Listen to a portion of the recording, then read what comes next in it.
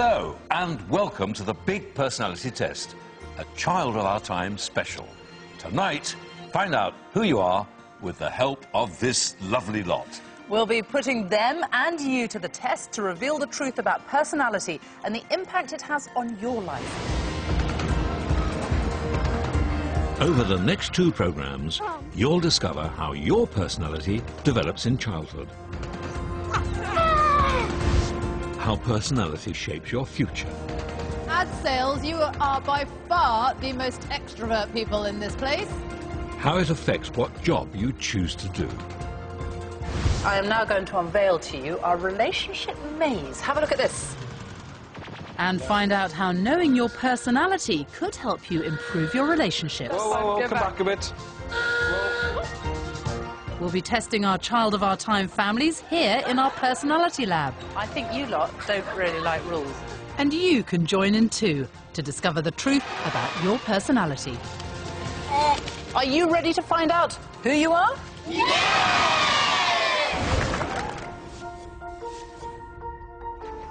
From their birth in the year 2000, we've been following the lives of 25 children, charting their development as they grow from tiny babies into adulthood.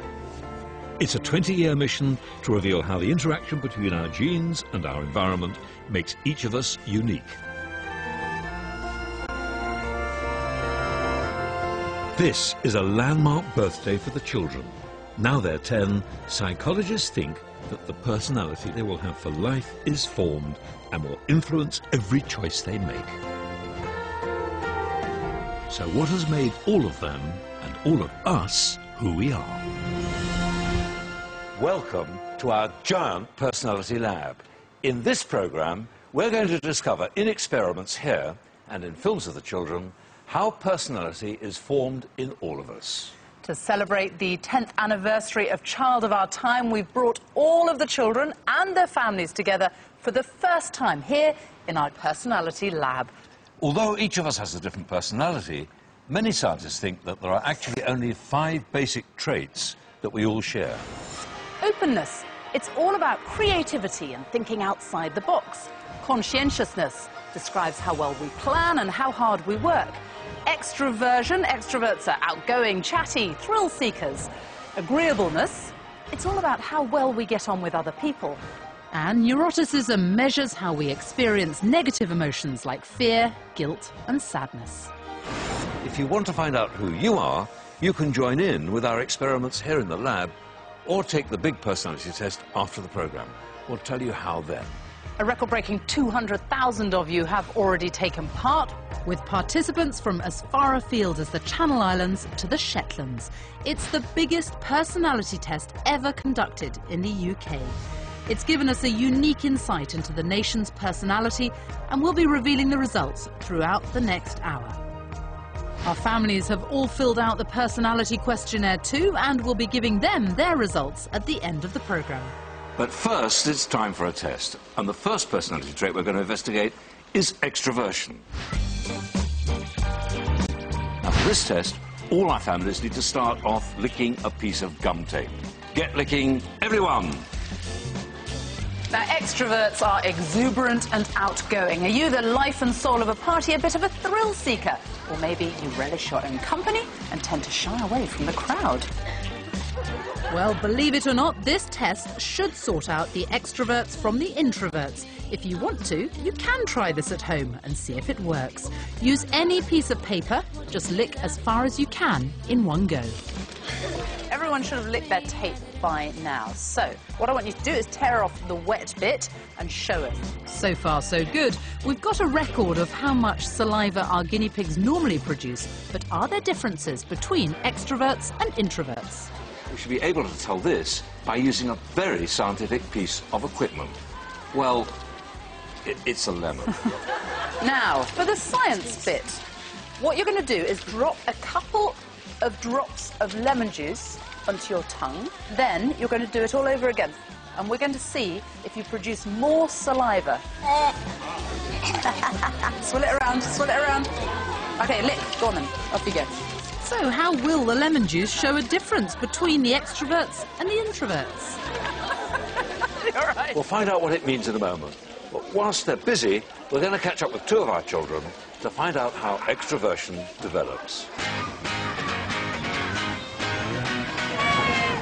James Kuchia scores higher on extroversion than any of the other children. James lives in London with his mum Carol and sister Bernie. James's personality is great. He loves to go out, have loads of fun, not stay in. He's now going mad. Excuse me, and can we have a plane? A typical extrovert. James makes friends quickly and loves being the centre of attention. He talks non-stop This one loaded. and likes to take control. One more bullet because you just dropped one. Ooh, that's one. I got one.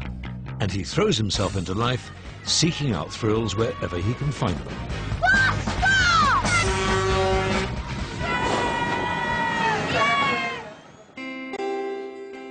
100 miles away in Gloucestershire lives Helena Young. Helena scores low on extroversion. She is an introvert. So what are your favourite hobbies then? Just designing, reading. She's quite happy entertaining herself. She has an inner calmness about her that is very sweet. So what makes some of us extroverts who crave stimulation like James, and some of us introverts who don't need so much excitement like Helena? Are we just born that way, or is it down to our upbringing? No, is it that bad? Have you done... James was born at home, in one of the poorest council estates in south-east London. Yeah?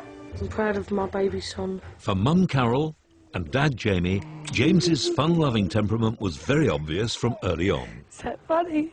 He just sits there laughing at me. It just makes me happy. He's brilliant. He really is.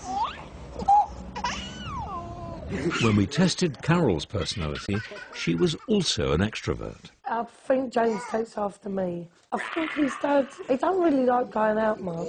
Around 40% of extroversion is thought to be down to our genes. But what role did James's environment play in shaping his personality?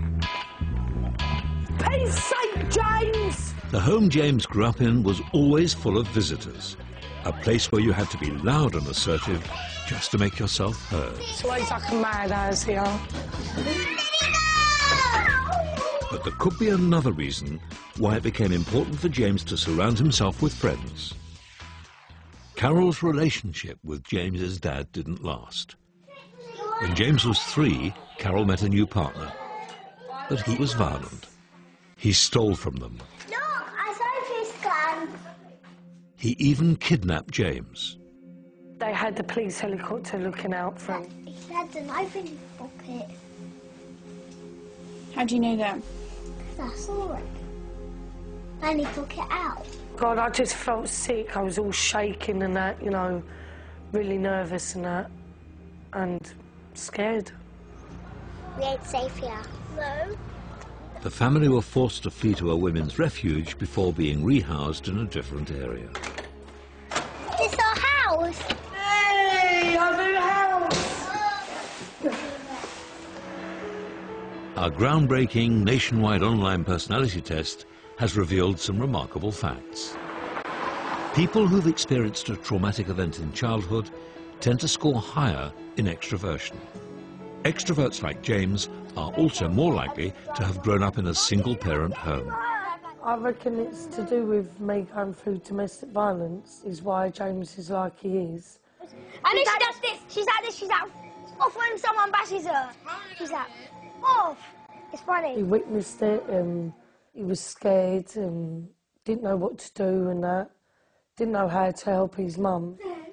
Being an extrovert could be a real advantage in a tough environment where it pays to form alliances quickly. James's upbringing means his brain can tolerate lots of stimulation. So like a true extrovert, he also craves excitement more, making him a risk-taker. Helena was born into a much more affluent environment in Gloucestershire, but her early years were far from easy. She was one of triplets, born nearly 4 months too early. Tragically, neither of her siblings survived. But Helena clung to life. The doctors